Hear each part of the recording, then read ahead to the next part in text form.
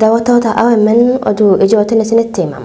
Dhalattoonni Oromoo godina Wallagga Bahaa aanaa Sibuu Siree ganda Baqqoo Jimmaa irraa haleellaa milishaa Amaaraa Faannoo Jaamaniin buqqaafamuun magaalaa Siree buufatanii turan osoo haalli nageenya amansiisaan hin uumamin gara gandaa irraa buqqaanetti akka deebinuuf qaama mootummaatiin dirqisiifamaa jirraa jaane. haleellaa milishaan Amaaraa baatii fulbaana Dabreerraa eegaluun irratti baneen namoonni hedduun ajjeefamanii qe'ee qabeenyi barootaaf horatan gariin saamamuun kana fa'ee ibiddaan barbadaa'uu kan ibsan lammiileen kunneen qaamni mootummaa deebisee nu dhaabuuf hojii tokkollee osoo hin hojjetin yeroo haleellaan milishaa Faannootiin raawwatamu itti fufee jirutti gara ganda keessanitti deebi'aa jechuun dhumaatii marsaa biraatiif nu qopheessuudha jaane. Namoota milishaan Faannoo gandichaa buqqaasan gariin isaanii dhalattoota Oromoo bara 1995 sababa hongeetiin godinaalee Harargee keessaa buqqaane Wallagga qubsiifaman yoo ta'an haala yeroo ammaa isaan mudateen gara magaalaa Finfinnee fi Adaamaatti godaananii namoota dhuunfaa irratti hirkataniiti jiru. Ijootenyatti aanuun hojjettoonni daandii xiyyaaraa Itoophiyaa dhalootaan Tigreetaan dhiibbaa mootummaa bilxiginnaa dhiyeessuun xiyyaara keessatti dhokatanii gara biyyoota birootti baqachuuf dirqamuu isaanii CNN'f ibsani.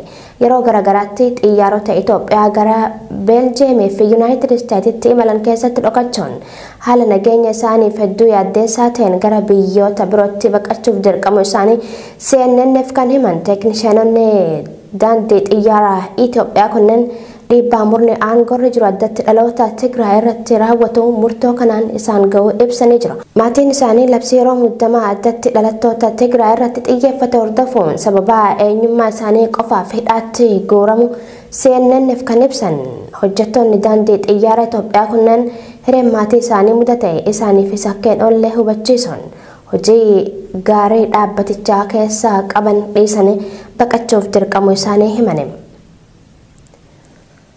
Ummata Oromootiif wabiin isaa hidhannoo qofa ummanni Oromoo hidhachuu qabaa jaane hoogganaan qajeelcha poolisii godina Shawaa Lixaa Komaander Adaree Tola. Komaander Adaree diina dhufu waan hin beekneef ummanni Oromoo hidhachuu qaba jechuu isaanii waajjirri dhimmoota koominikeeshinii godina Shawaa Lixaa gama fuula feesbuukii isaatiin ibsee jira. Hammam hoogganaan qajeelcha poolisii godina Shawaa Lixaa kun ummanni Oromoo hidhachuu qaba ejjennoo jedhu isaa calaqqisuu malee mootummaan isaan tajaajilan ummata Oromoo irraa hidhannoo hiikuuf balaaf saaxilaa jechuun ni beekama. Haleellaa milishaan Amaaraa godinaalee Wallagga Bahaa, Horroo Guduruu, Wallaggaa, Shawaa Lixaa fi Shawaa Bahaatti irra deddeebiin raawwachuun namoota dhibbootaan lakkaa'aman fixanii qabeenya hawaasichaa itti barbadeessaniif bu'uurri murni aangorri jiru ummaticharraa hidhannoo hiikuu akka ture jiraattonni irra deddeebiin OMN'f ibsaa turanii jiru. Ijoo keenya gama birootiin hirmaannaan mootummaa Isaayyaas Afwerqii keessatti qabu olaantummaa gaanfa Afrikaatti horachuudha xiinxalli The Conversation baase. Waraanni Tigraay karaa lama Eertiraa waggootaaf addunyaan qollifamturraa oolchee jira. Dhimma keessoo Itoophiyaa seentee akka bocetus mijeessee xiinxalli kun. Imaammatni Eertiraa kan qajeeltoo hin qabnee fi ayyaan laallattummaan kun garuu bu'aa hedamee osoo hin taane bu'aa faallaa fidaa jaame. Ijootenya xumuraatiin waraana waliinii Itoophiyaa keessatti dirooniin waraana biyyoota alaa mootummaa federaalaa tumsuun waraanicha irratti hirmaatu gabaasaaleen mul'isan ibsaa jiru.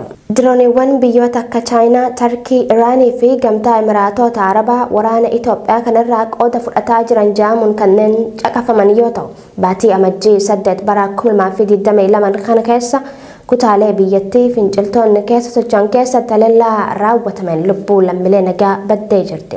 Dirooniin Tarkii Bayraktar TB2 amajjii 8 2022 kaampee baqattoota daddabiit kan Tigraay keessatti argamu rukutuun namoota 50 yommuu ajjeesu dirooniin Iraan Mohajar Jahajamu amajjii 6 2022 Oromiyaa lixaa naannawa Gidaamitti haleellaa raawwatu isaa ragaaleen saatalaayitii qorattoota dhaabbata Neezerlaand Paak Space jaamuun ifoomse ni mul'isa. Haleellaa diroonii Itoophiyaa keessatti raawwatamuun miidhaa lammiilee nagaa irra geessisuuf mootummaan Itoophiyaas ta'ee humni qilleensa Itoophiyaa ni waakkatu. Hayyaan daawwattoota OMN oduun ijoon sa'aatii tanaaf qabanne san gammaatti daawwattanidha. Babal'inni oduu tanaa oduu idilee keessatti istiidiyoo teenyatan Hornirraa galgala kan isiniif darbu ta'a.